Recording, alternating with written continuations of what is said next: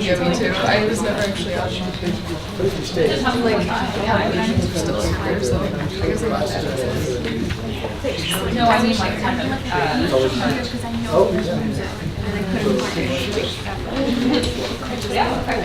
Yeah.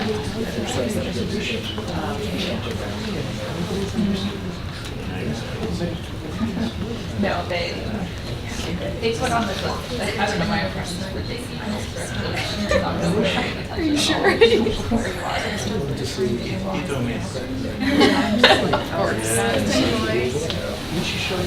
Oh yeah, I got so much literature upon it. Don't bring a boot. How did challenge? Just the lecture system. Do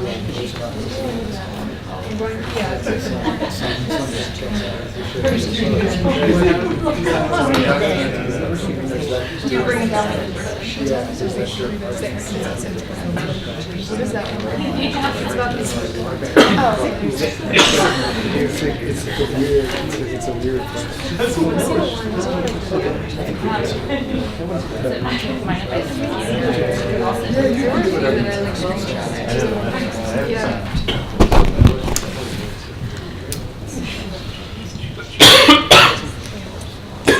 Okay, I think we can start.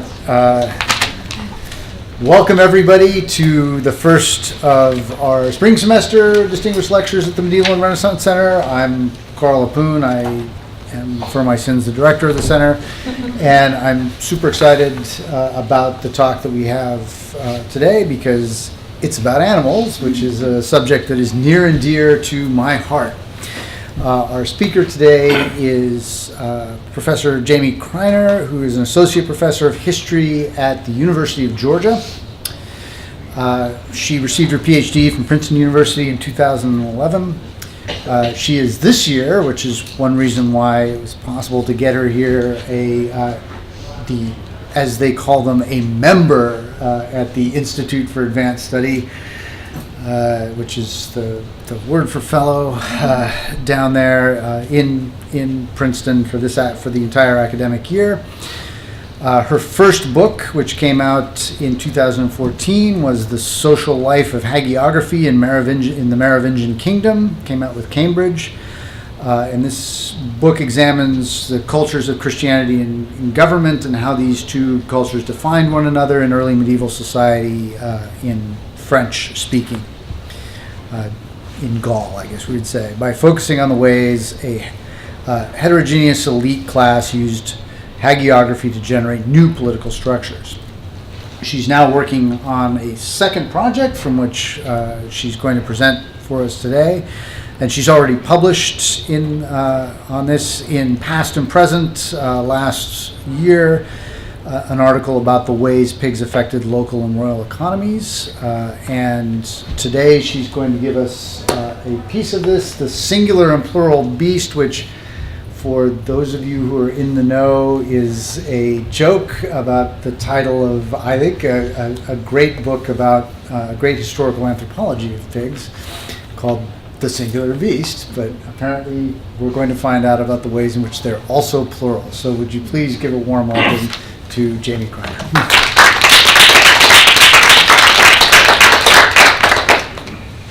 Thanks everybody for coming out tonight. I'm happy to be here. Excited that NYU has such a great animal group and medieval group here. It's a good combination. I'm in the middle of a book right now about pigs in the early Middle Ages, so this is a great time to get a lot of feedback. I look forward to hearing what you have to say. The book it straddles a couple different kinds of history. It's agricultural, environmental, history of science, and also very much Christian culture. But tonight I wanted to look at one problematic in particular, which is about thinking about pigs, both in the singular and the plural. And it's sort of a thread that goes throughout the book. And actually tonight, I'm going to be focusing on Europe across the Middle Ages as a whole, with some looks further afield. And before I explain exactly what I mean by singular and plural, I want to begin by pointing to two passages in the Hebrew and Christian Bibles where pigs appear, first in the singular and then in the plural. First, in Psalm 80 in the Hebrew Bible, or it's Psalm 79, the Septuagint in the Vulgate, we get our lone animal. In this psalm, the people of Israel ask God to show them favor again because they believe he's turned away from them. They compare themselves to a great vine that he's transplanted from Egypt. He cleared the soil for them by removing other peoples from it, and the vine had grown so large and strong that it came to cast shadows on the mountains and the great cedars, and it stretched from the river to the sea. But now, the Israelites lament, the vast vineyard was under siege. God had knocked down the wall that protected it, and its grapes were being harvested by anyone who walked by. Insects were swarming it, and the boar of the forest was destroying and devouring it. In Hebrew, only the animal itself is mentioned, chazir miya'ar, but in Greek and Latin, the boar gets an additional epithet. It's not only the aper de silva, but also the singularis feris, the singular beast. Okay, so then pigs appear as a plural group in the Synoptic Gospels. Jesus encounters a man possessed by a demon or an unclean spirit. And he asks this creature/person for his name, and the demon answers, "My name is Legion, for we are many." Legion asks Jesus to send them into a large herd of pigs that was grazing nearby, which Jesus did. And as the demons rushed from the man into the swine, all the pigs plunged headfirst into the sea and were drowned. So pigs aren't exactly the villains in these vignettes, but they're definitely more sinister than neutral. In the psalm, they figure as a destructive invader, and in the gospel, they're a filthy horde that makes a suitable host for a demon. Or following the legion metaphor, they're a suitable host for the parasitic Roman presence that the Jewish population resented, and commentators in the 1st century and onward would continually connect Romanness with pigs. And these are specifically Jewish texts, but the pig's characterization as a ravenous and dirty animal is something that has transcended particular historical contexts, even if its identity as a distinctly Roman animal has obviously not survived. We don't think of pigs as Roman necessarily anymore. So Christians in medieval Europe were making similar associations with the pig as we are. And more than one historian has pointed this out over the years, partly with the goal of recovering the animal's reputation, to say pigs are not just dirty, greedy animals. But that's not my goal here, to convince you that they're not. Instead, I want to suggest that even pre-modern views could be more subtle and heterogeneous than they've been assumed to be. In late antiquity and the Middle Ages, farmers and policymakers and philosophers were perfectly capable of holding multiple views of the pig simultaneously. They were, on the one hand, able to play into this familiar caricature of the species, but also they could hone in on the complexity of it too.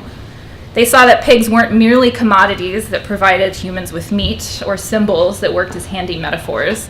They were also creatures that were capable of responding to and altering their environments, including the human environments that only partially constrained them.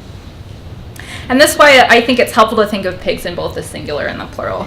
The pig was a category of human understanding. It was a shorthand for thinking about a species that humans manipulated and evaluated. But these societies also engaged with pluralized pigs. And by that I just mean they worked with various and specific individual animals that co-produced the worlds that they were inhabiting with humans. And tonight I want to sketch some examples of that contrapuntal history. So on the singular side, we can start with some working definitions of what species would have entailed.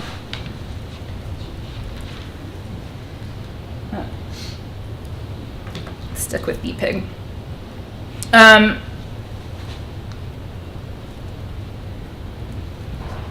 Late antique and medieval analysts, I should point out, did realize that the concept of species had its limits. Usually the word they used for species is genus. Augustine of Hippo had one definition of species, and it was based on sociability. He argued that all animals, including humans, naturally seek peace among their own kind. And he said, that's obvious to you probably in the case of gregarious animals like sheep or starlings or bees, but it's also true of inveterate loners. Even tigers will come together to mate, and the female will pacify her own fierceness to nurture her cubs when it's time. But Augustine also ventured this theory of species in order to point out, as part of a larger argument he was making in the City of God, that humans weren't particularly good at thinking about larger scales and structures. Any given person's plans for order or ideas of what peace constitutes might suit himself and a handful of other people, but that ostensible peace will never really work for everyone. Part of the problem is that an individual's perspective is inescapably limited, and part of the problem was that humans are inherently self-serving. So although we should reach conclusions or formulations about what peace and order entail only after considering multiple perspectives, we instead favor snap judgments that just go with what we think is pleasurable or beneficial to us in particular. And so we also tend, consequently, he said, to dismiss other versions of peace, like, say, a tiger's, as not really constituting order at all. So speciesness is really hard to see, he was saying, and even harder to respect in practice. Another way of assimilating pigs into a kind of species shorthand, besides thinking about the kind of order they have among themselves, was through iconography, and that's where this slide comes in. The image of the pig is fairly consistent from the 5th to the 15th centuries at least. We've got only a few representations of pigs in late antique and early medieval art forms, mosaics and manuscripts mostly. And then there's a windfall with the bestiaries and cycles of the labors of the month in the High Middle Ages. And the pigs that appear in these places, they don't look exactly the same, obviously, but they have similarities. They're usually leggy, long-snouted, they have thick bristles, curly tails, and they're slender but brawny. Sometimes they have tusks, and they often have short manes that limn the whole length of their spine. And there's some variations in the iconography that may point to actual differences in pig populations. Most illuminators painted pigs in these colors, usually red-brown, sometimes others. But some painted black and white spotted ones, which is a sign of particular patterns of crossbreeding between domesticated and wild lineages. Possibly they were, in other words, representing pigs they'd actually seen. Others painted them with single white stripes encircling their bellies, which seems to have been a characteristic of pigs that were bred specially for truffle hunting. But the stability of the pig in visual imagery may, more often than not, conceal differences that medieval pigs would have actually exhibited in the flesh. So, for example, in England following the Norman conquest, pigs became smaller. Between the mid-11th and mid-12th century, the average width of domesticated pigs' molars dropped, either because the Norman immigrants had introduced a new breed to the island or because their arrival coincided with or caused changes in husbandry practices. Another taxonomic approach to the concept of species is maybe more familiar to us, and that's that species could be defined by their unique forms and behaviors that a set of organisms shared and passed down through reproduction. And one well-known example of this kind of classification system was the encyclopedic etymologies of Isidore of Seville. Isidore compiled this in the 7th century, but Europeans enthusiastically read, copied, and rewrote that text throughout the Middle Ages. And so his concept of a species as far as pigs were concerned is that they all liked to wallow in mud and eat garbage. He also differentiated them by their behaviors by sex, although I think that was more an interest of his relating to wordplay. So he says a sow or a souse will root up or begat the earth when she eats, and male pigs, or veres, possess manly strength, or vires. But you also see medieval critics of pork consumption sharing this behaviorist view of the species, and that's kind of in line with what Isidore was thinking. So, for example, we see the Abbasid polymath al-Jahith writing in Baghdad in the 9th century, who's saying that he thinks the Quran prohibited pork because pigs ate feces. And he thought that if Zoroastrian and Christian eaters had actually known this, they would have surely stopped eating pork themselves. He was curious about the taste. He'd heard it was amazing, but thought there's no way if they knew how pigs actually behave, they would keep going. The point here being he's thinking about pigs as sharing a class of behaviors. You also see in a more sinister side, there's a genre of Christian biographies of Muhammad that become popular in the 11th century, with a similar explanation actually to al-Jahith as to why Muslims didn't eat pork. the logic of these texts was that pigs were undiscriminating eaters, but according to these legends, it was because a pack of pigs had eaten Muhammad alive.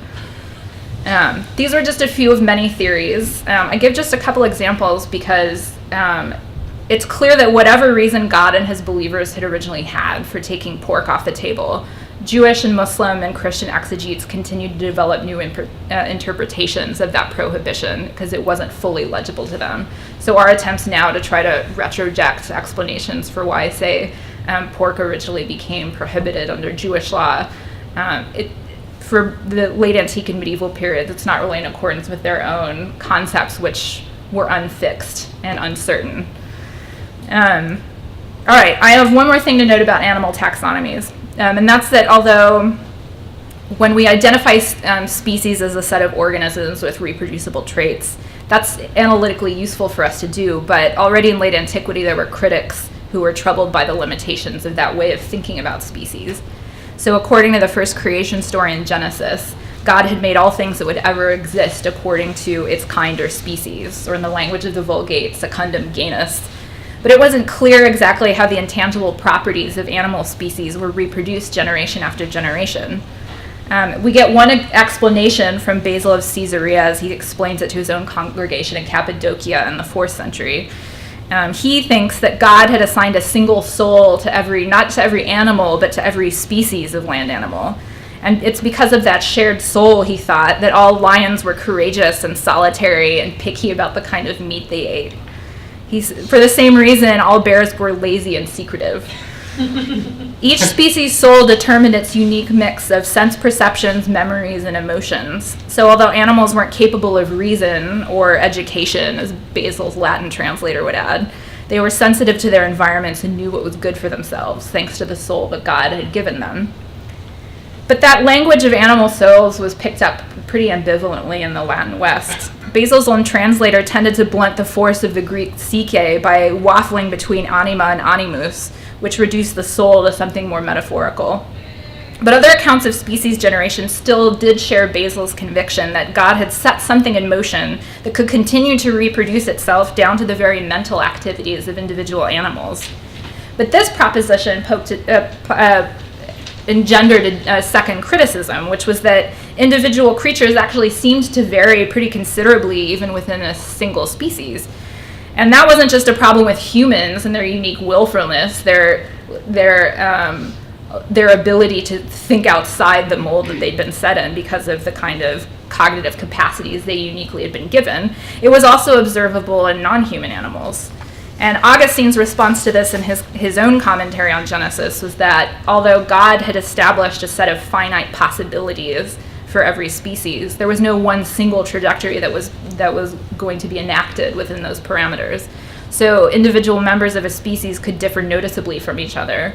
But crucially, from Augustine's point of view, they never became so different as to transgress the species boundary in any substantial way. So a pig would never be more like a human than it would be like other pigs. So altogether, these were ways of thinking about the pigs categorically as the pig. And that's whether they're joined by their sociability or their iconography or reproducible likenesses. But contemporaries were aware that these generalizations had explanatory and predictive limitations. They knew that these were inexact sciences, in other words.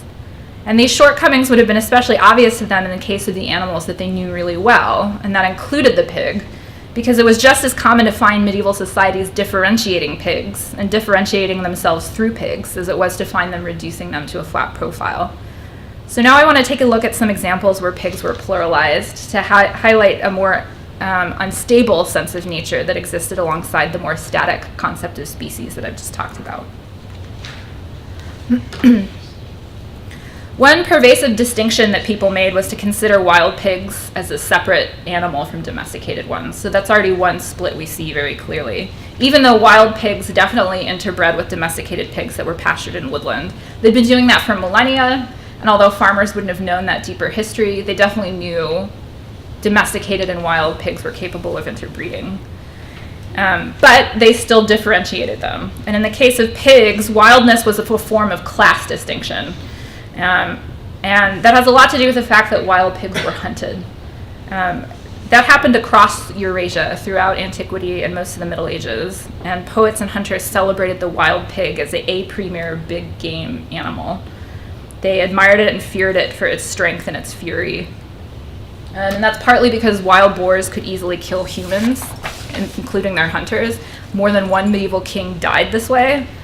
And even the men who did kill their boars usually sustained some kind of injury in the close combat that the final kill required. You weren't going to not get scraped up in a boar hunt. Only in the 14th century would the boar be surpassed by the deer as the aristocratic game par excellence in Europe. This comes from a late antique villa. Boar iconography is incredibly popular on mosaics of aristocratic residences in the 4th and 5th centuries especially. They may not have even hunted them, but it was really important that if you wanted to convey a certain kind of lifestyle and commitment, participation in elite culture, a boar needed to be somewhere in your receiving rooms. So an interesting consequence of this too is that wild pigs are also asymmetrically gendered in medieval culture. And people obviously knew that there were wild pigs of both sexes, but the subspecies as a whole was thought of as masculine. The animals were boars, they were never sows.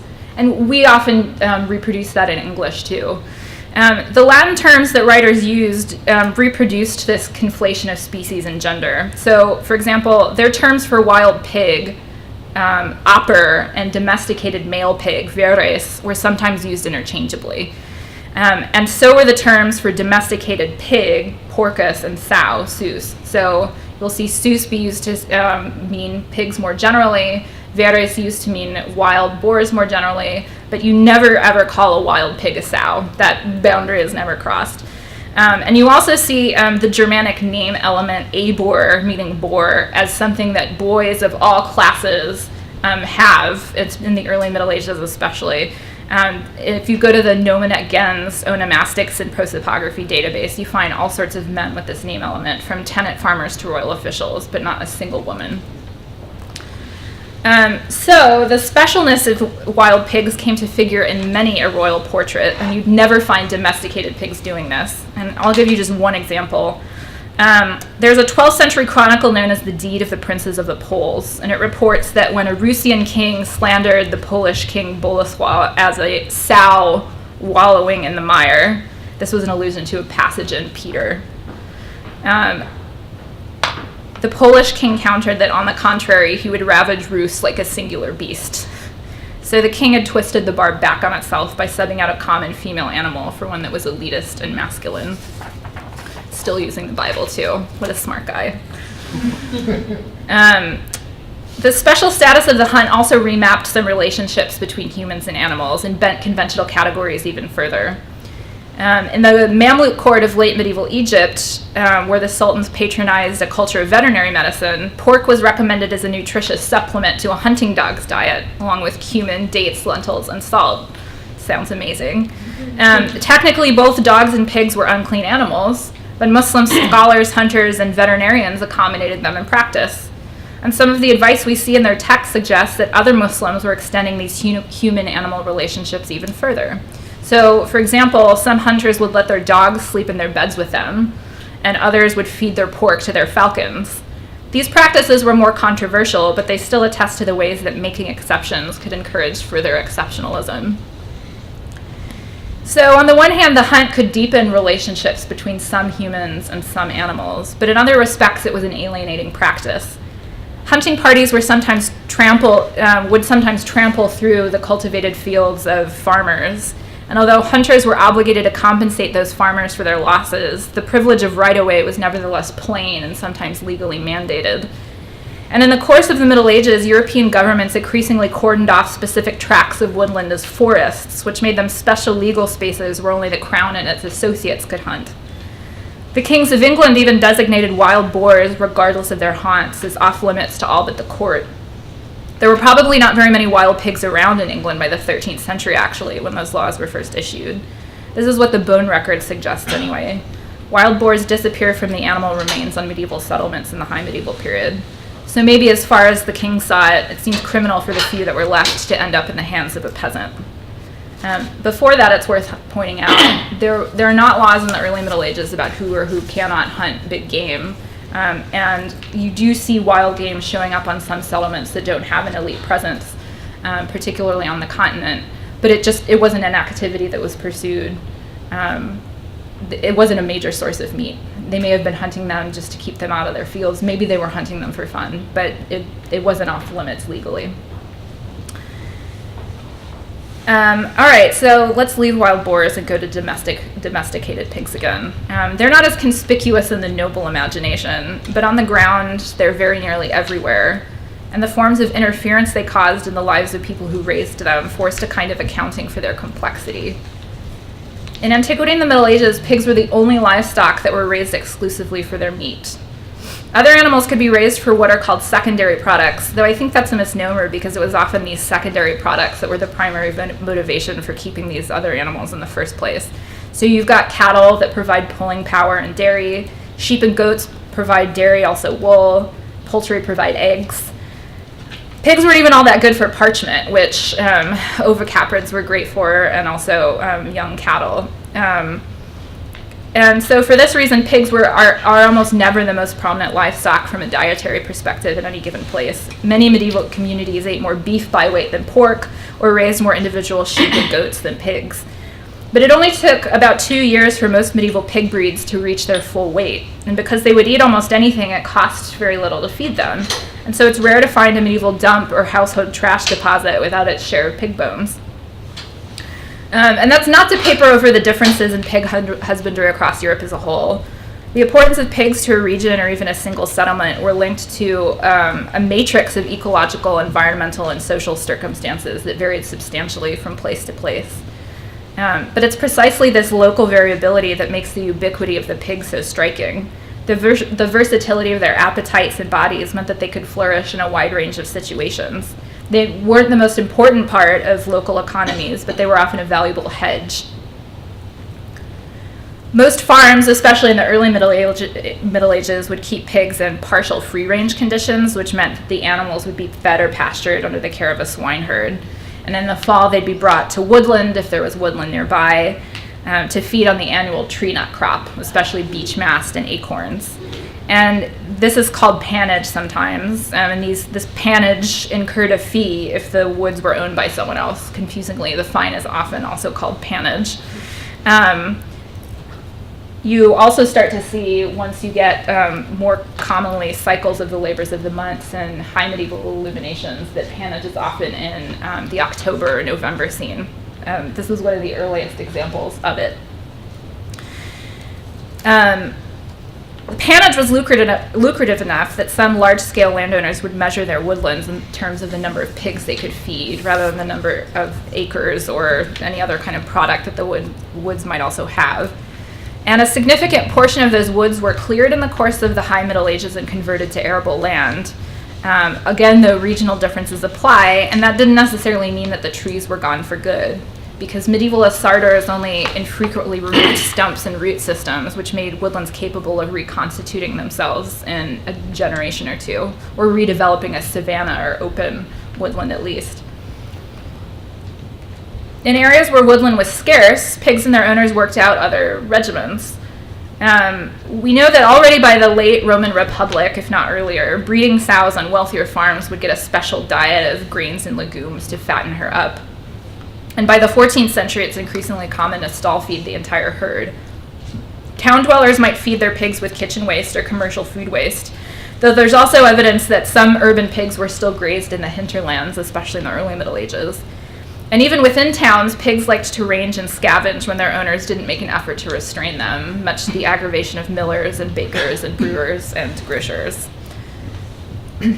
Alternatively, an urban or even a rural household could get their pork from somebody else, from suppliers, instead of raising the pigs themselves. And a rough diagnostic for this in osteoarchaeology is the anatomical distribution of animals' bodies on a site. So typically when it comes to pigs, a disproportionately high number of cranial and foot fragments is taken to indicate that the animals are being slaughtered and butchered on site.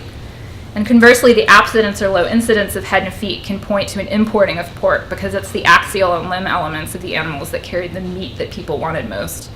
But the bones can't tell us what kind of exchange mechanism had moved to the pork from point A to B.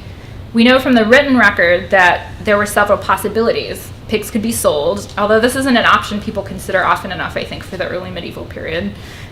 They could also be paid as a pannage tax, 1 pig for every 10 fed in the woods. Woods owner gets 1. Or pigs could be rendered by tenants to their landowners as part of a package of rental obligations that constituted their social and economic dependency. So as a result, consuming pork was often a sign of other forms of capital and entitlement. And elites tended to eat more pork than was typical of any region in which they lived. They also really liked their meat in costly and ostentatious forms.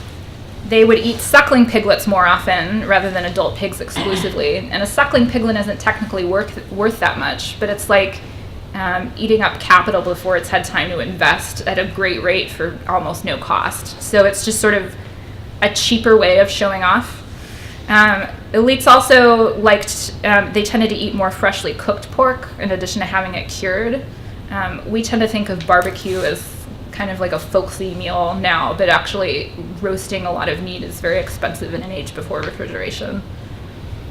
In the High Middle Ages, you see an exoticized Mediterranean haute cuisine start taking over elite and medieval courts. And so the pork of special occasions starts getting transformed into optical illusions and show-stopping tableau.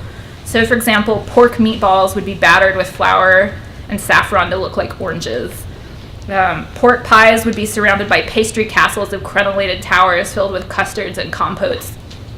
An especially memorable meal, and this example comes from Paul Friedman's great book on spices, might even feature a boar's head painted in heraldic fashion in green and gold sauces, and then its mouth would be stuffed with a camphor doused wick to make it breathe fire. And I kind of like that fire breathing here isn't even that impressive. Maybe they did it better. I don't know. Who knows? But you could also have pigs make a scene while they're still alive, and it was less desirable for them to do this, though, because it meant that they would escape their pastures and their pens. They would uproot and munch on cultivated fields. They attacked or killed children and occasionally adults. There's a report in an early medieval Irish law about a pig killing a calf it was penned up with. They chewed on corpses that were awaiting ceremonial burial. They would exhume corpses from cemeteries sometimes. Those reports are often exaggerated. Pigs often are not actually as active taphonomic agents as dogs are. But a pig does it once, and people are talking about it for a long time. In urban areas, they would create traffic congestion. Medical theory in the High Middle Ages held that the pigs smell polluted city air and created an infectious miasma that could destabilize the humoral balances within human bodies and make them sick. And what's really surprising is that despite all those costs, humans were still willing to keep pigs at all, and that for the sake of these problematic commodities, they adjusted and readjusted their lives and institutions in order to accommodate them. Take the problem of crop damage, for example. All domesticated mammals are known to break free from their pens on occasion and trample through and munch on other farmers' crops. But pigs were seen to have been especially pernicious culprits of this kind of damage. And you see in modern biobehavioral studies that pigs are smart and social and highly mobile animals. They like to explore and learn. They can also swim, and they can jump up to 4 feet high. And a farming community might try to limit the damage that livestock were capable of doing through what we might call spatial planning. So we've got an example for the Visigothic village of Gosquez. This is a settlement of 10 to 12 households in central Spain in the 7th century, and it's channeling the movement of its livestock through a fenced trail that runs through the center of the village. And it doesn't show up in here. So this area right here, you're trying to just keep them from not running over everybody's properties, which are scattered throughout the settlement, in order to mitigate the opportunities for stray animals to damage all of those crops. But animals could thwart even well-plotted plans. And when lawmakers began writing a flurry of codes in the early Middle Ages and the transition out of imperial power, they were keenly sensitive to the havoc that livestock, and pigs in particular, were capable of causing. And they never treated these damages as an accident. The animal's owners were always responsible. The only exceptions to this were rabies or demonic possession. which essentially meant that nobody was liable for the destruction of an animal if it was out of its mind. So if the legion of Gadarene swine had damaged crops on their way out to the ocean, no one would have been able to pay for them. That's just an exception. Anyway, apart from rabies and demons, the lawmakers were arguing that animals thought and behaved in predictable or at least legible ways, and that owners were capable and even obligated to constrain that behavior for the benefit of their neighbors. But that was a legal exigency. In early medieval legal cultures, somebody needed to be at fault because conflicts were resolved through the payment of fines. It might make a difference in the fine if the animal owner had been negligent or not, but the truth was that even responsible owners could not outsmart their animals every time, but they still had to pay. Whatever the animal owners might have felt about the matter, it's clear that farmers who found their crops destroyed by somebody else's livestock thought that the laws didn't go far enough. The codes are full of instructions about what not to do if you find animals in your fields. Don't chase the animals off in a state of what one law code called immoderate anger, and thereby cause even more damage as the animal exits. Don't cut off the lips of the livestock that are munching away, and don't maim them in any other way either. Don't kill the animals outright, don't beat up the herder if you find him there, and definitely do not kill him. So the codes attest to conflicting views about what was possible or reasonable to do when pigs and other livestock escaped. But regardless of whose side you took, these conflicts and legal discourses were shaped by animals who were fundamentally transgressive. And in the course of encounters like these, pigs became a formative influence not only on a medieval community's sense of proper husbandry, but also on their definitions of social order more generally. And I've published one piece about how pigs influence the fiscal policies of the Merovingian kingdom. That's one example, but it's not the only time you find pigs making a dent in public policy. There's a great case study of the Low Countries, for example, in which Franz Kampoisen and Jana Koumans found that pigs sparked several debates that became central to the agendas of late medieval cities. So city governments decided that one of their main responsibilities was to keep waterways unclogged with waste and roads clear of obstructions, which in turn meant setting constraints on how city dwellers handled their private property.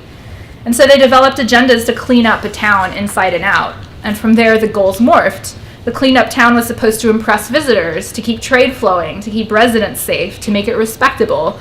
And this agenda was deeply inspired in the beginning, or at least it was provoked, by pigs. This new sense of urban space would have been inconceivable without their intervention, anyway.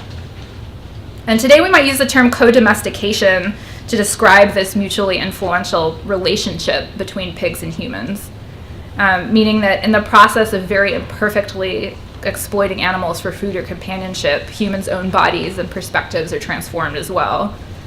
But that's not necessarily an anachronistic point of view, even if the term obviously is new.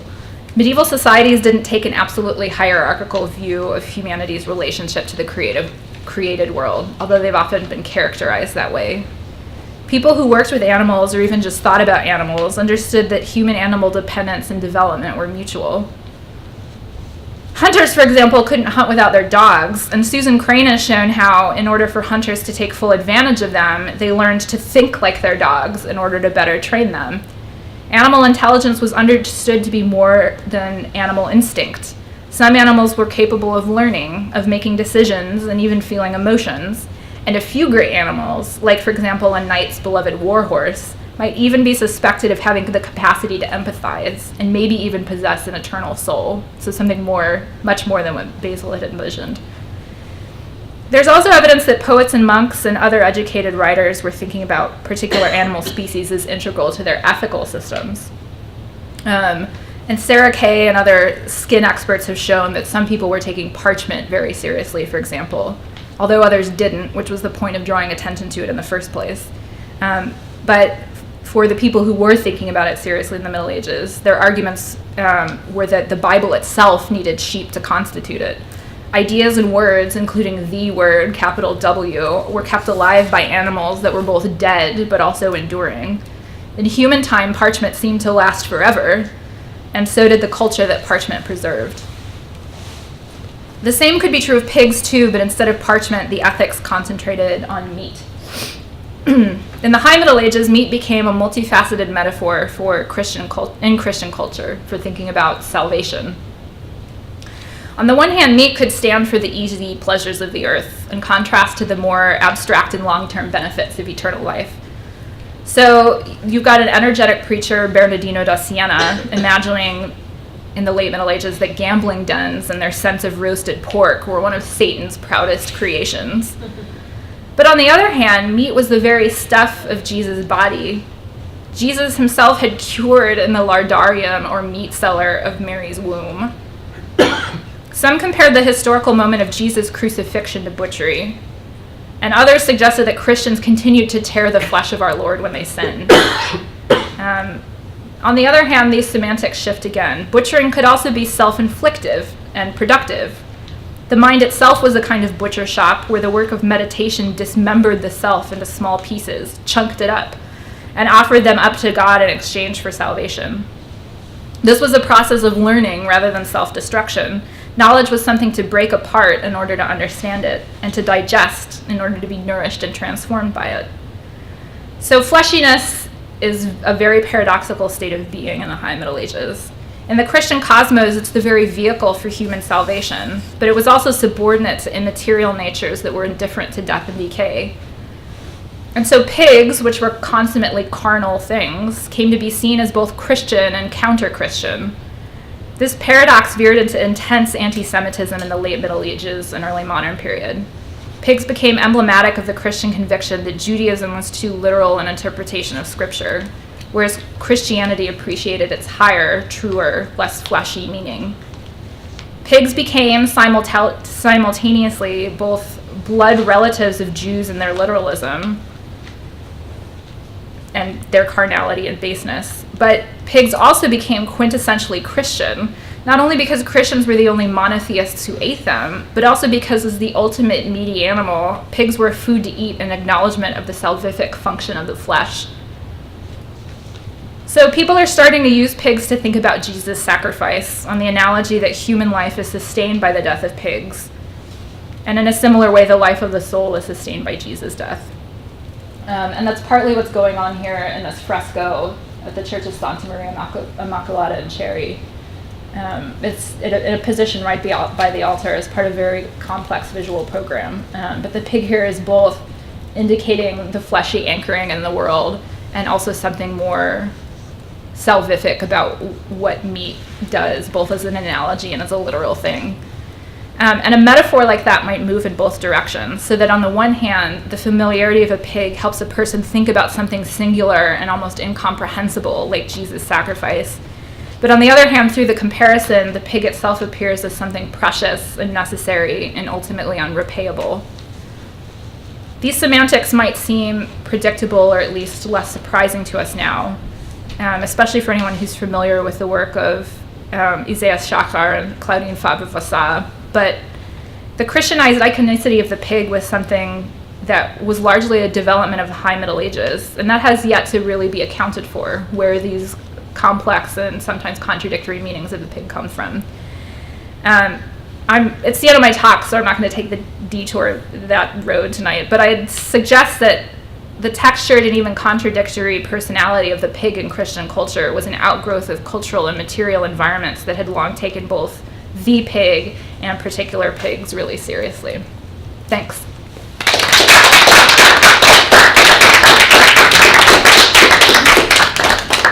Thank you very much. Yeah, I'm going to go back to the first, just so you can see the Gadarene swine with those demonic spirits riding them like cowboys. Yes. Now you know what's going on there. I have a lot of questions, but I'll open it to the audience first if someone wants. Thanks, Jamie. Really, I didn't know I had so many questions about pigs. You're welcome. So you mentioned the modern association with pigs, between pigs and intelligence. Mm-hmm. Did early medievals also see pig intelligence in the way that, for example, they saw elephant intelligence? I'm interested in elephants, so I mean, that was a question I had. And the other one was about domestication and the gendering of domestication. Mm-hmm. Does that apply to other wild and domesticated animals too, or is are you seeing that only associated with pigs? To take the second first, I don't see it in other livestock, in part just because they don't have wild counterpoints that are in the backyard, basically. The horses is what I'm thinking of.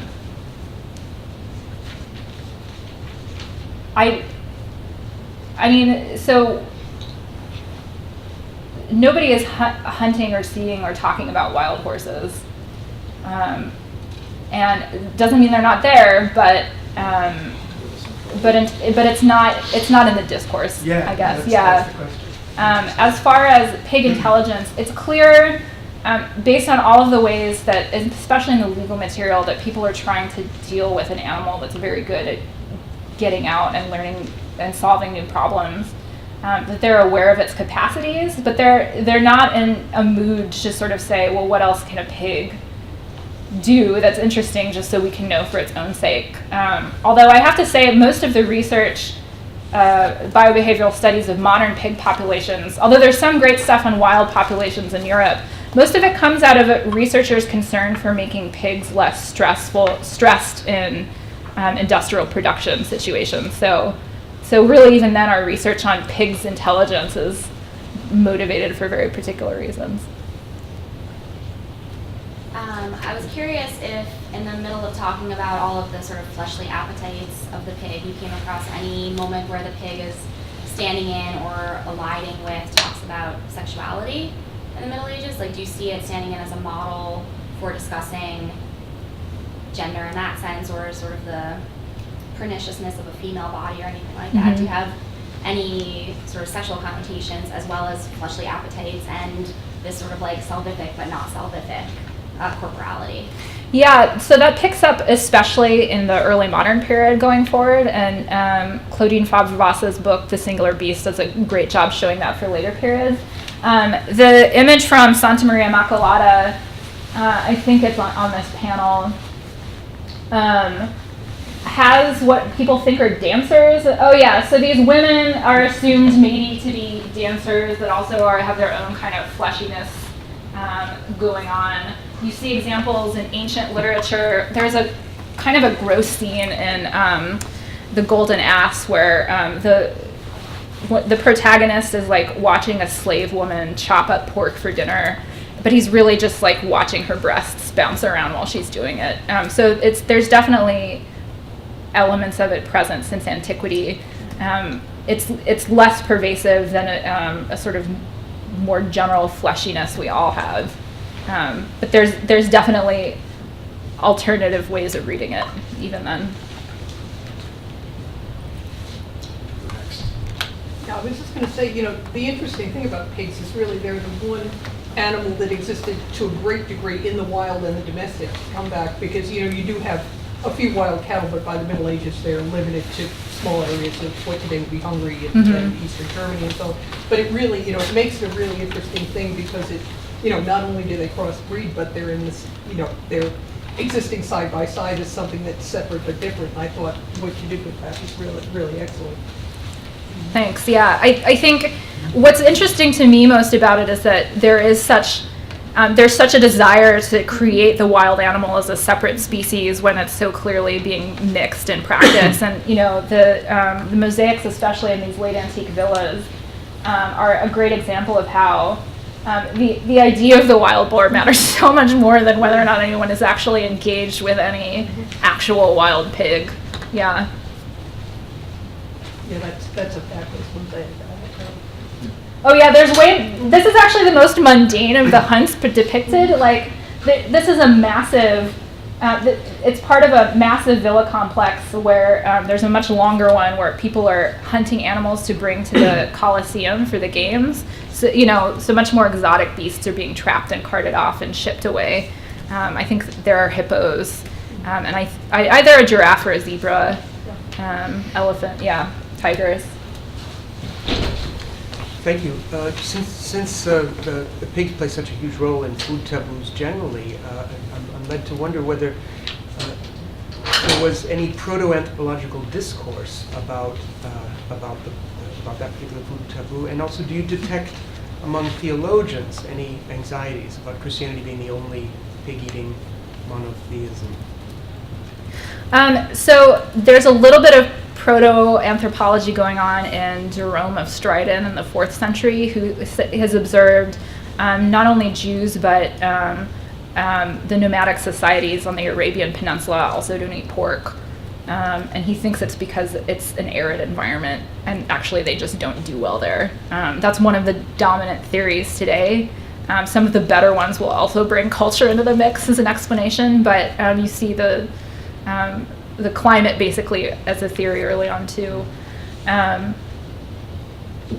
Most Christians, they're so, especially in Iberia, where the discourse against sort of the idea of the Jew is really strong, they're so vociferous against insisting that there's no such thing as an impure food. You do get the sense that there were some Christians who thought it was too. There's one law where King late in the game, late 7th century, is like, there are some Christians who are not eating pork, and we've decided that that's fine as long as they're Christian in every other way. And he's probably just convincing himself that it's fine. But it's a good, there are only the faintest hints. And then you do get in the penitentials up in Ireland, an anxiety about eating pig that has just eaten a corpse, or eaten something that even is just still really bloody, about having blood through their flesh. There are worries, but in terms of mainstream commentary, it's suppressed. I didn't notice you mentioned, okay, they wouldn't know the term trichinosis back then, right? But there were illnesses associated with pork that weren't cooked enough or something, and I didn't notice you mentioning that. I don't know. Yeah, I mean, it's hard to tell how they were cooking their pork. Only occasionally do bones show signs of burning, like through roasting. Sometimes you can tell from the butchery if they were being taken off the bone and maybe turned into cured pork, like through pickling it in a brine. Most people ate their pork cured. I actually don't know if that means it's much less likely than pork cooked over a flame to still carry that potential of contagion. But it was considered the only meat that was actually very good as a preserved meat, and so even most elites were mostly eating cured pork when they had pork. I perhaps have 2 literal questions, but with the pannage, when you were talking about how the fees to be able to use pannage and then the fine for it, I was wondering if those were the same, or if there was an extreme, if it was even worth dealing with the fine or trying to take the risk. And then my other question was, you talked about the do's and don'ts of what to do when a pig was in your land. Yeah. Or you talked about the don'ts, and I was wondering if there were do's, or there's yeah. of what you should do in those situations. So yeah, those might be more literal. Yeah, it's funny. Some of the laws, all of the laws have don'ts. Some legal traditions have do's, especially in Iberia and Italy. It's basically like calmly walk over to the animals and pen them up, yell to your neighbors, like, come look at all this damage, like, do you see? Then go tell the owner of the livestock. They have, basically they had 3 days to come, collect the animal, pay the fine, which was usually like damages plus interest plus, like a 4-fold penalty. Mm-hmm. And then there were elaborate rules in both Italy and Spain about what to do if that person didn't show up because they didn't want to pay the fines, and do you get the animal, that kind of thing. And then as far as pannage goes, yeah, you see in the Visigothic codes that there's an attempt on the part of swineherds, and probably in collusion with the landowners or the pigs owners, to go in to someone else's woods during pannage season, stuff the pigs on acorns, and then somehow sneak them out before the end of the season when you owe 10% of the animals. So yes, people are trying to do, and then there's also like, I could go on about this forever, but woodland law in the early Middle Ages is incredibly interesting because it's a special legal space where there's so many different resources involved that no one fully owns the wood outright. So there's also like legal maneuvers people do to try to say, I was entitled to this pannage even though you own the wood. So yes, there's definitely, 10% of pigs isn't a huge fine for getting a really fat pig in the end, but it was high enough that people were trying to avoid paying. Was it the same as what you would have to pay if you were owed penage? Like if you have the rights to penage, is it, like how much more extreme is it than if you had the rights in the first place, I guess? Oh, it's not, it's just a fee, so it's like everyone is technically entitled to feed their pigs in anyone's woods, unless the owner has explicitly said don't. But everyone who feeds their pigs in those woods does owe 10% of the pigs.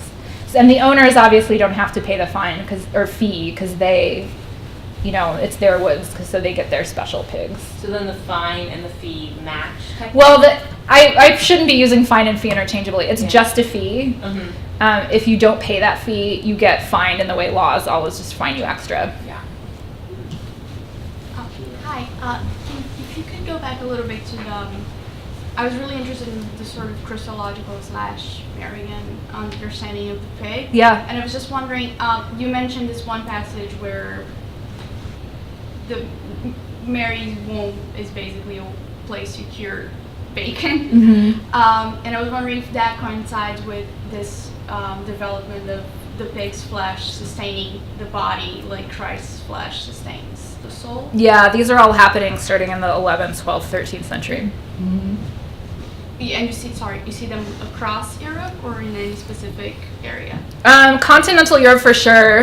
I haven't seen much discussion of it in the British Isles though. But you see it concentrating in the German-speaking areas, in France, and in Italy for sure.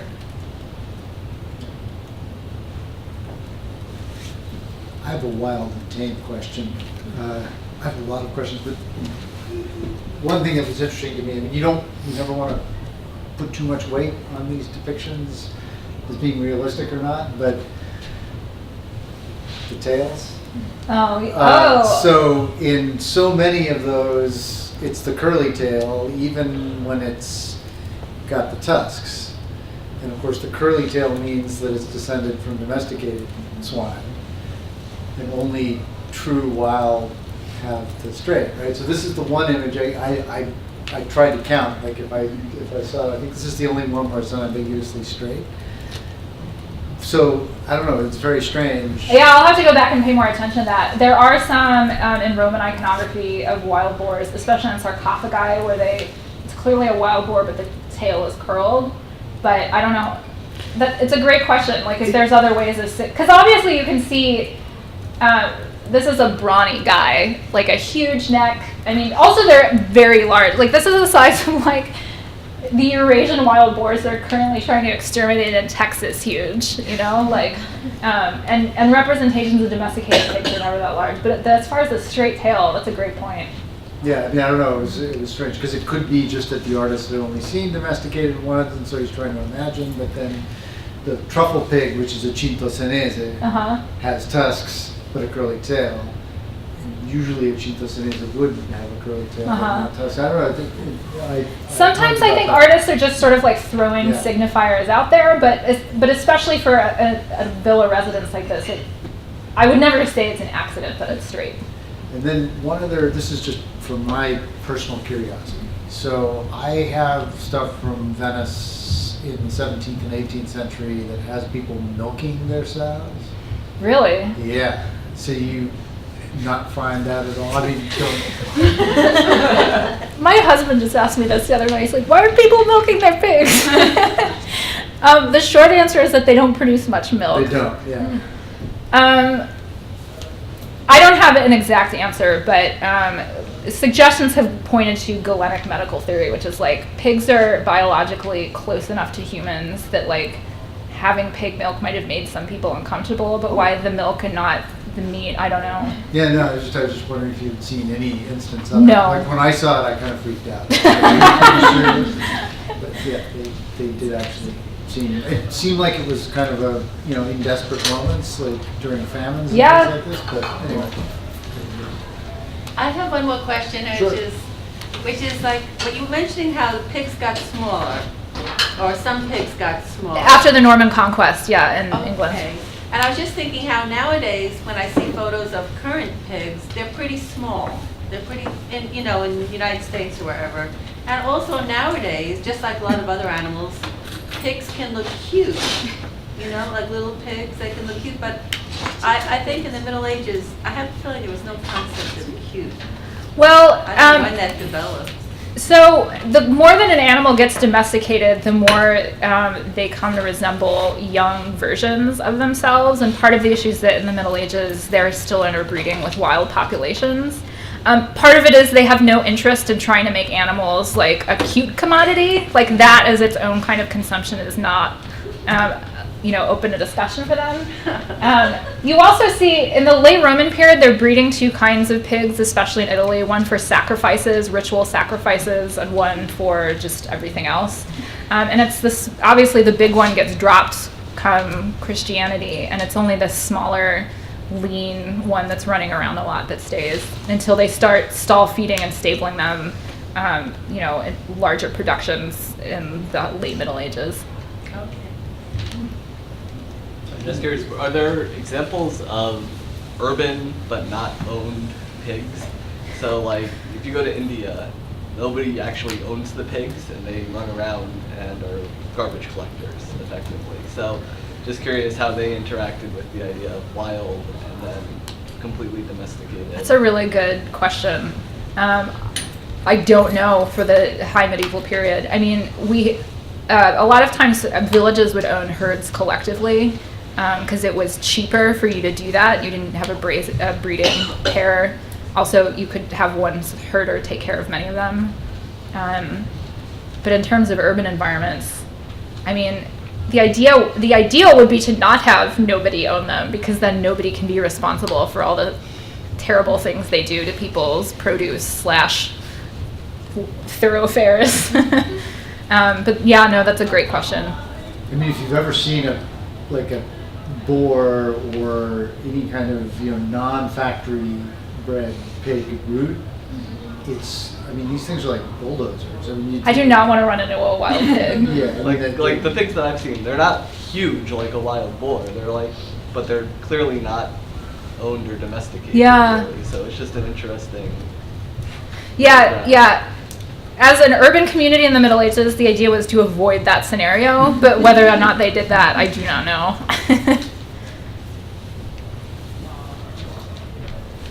Was there a distinction made between the meat that came from boars and the meat that came from pigs, like wild versus domesticated?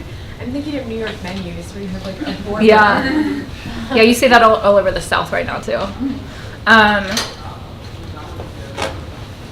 Only in the context of, especially in the High Middle Ages, in terms of poetry about a boar slaughter, Sir Gawain is an obvious example. It's distinguished as being part of a different ritual space, but in terms of taste, I never see any discussion of the qualities of wild boar versus domesticated, which people talk about a lot now. I have a lot of students who go boar hunting and they're like, it's not good, it's gross. But of course, taste is completely conditioned, and yet the taste of the meat of this game animal everyone glorified is not part of the discussion. And on that note, maybe we should eat the snacks.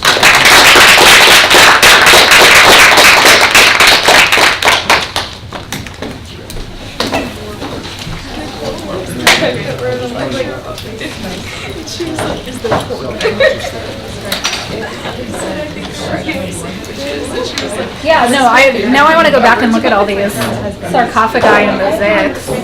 Nice to see you.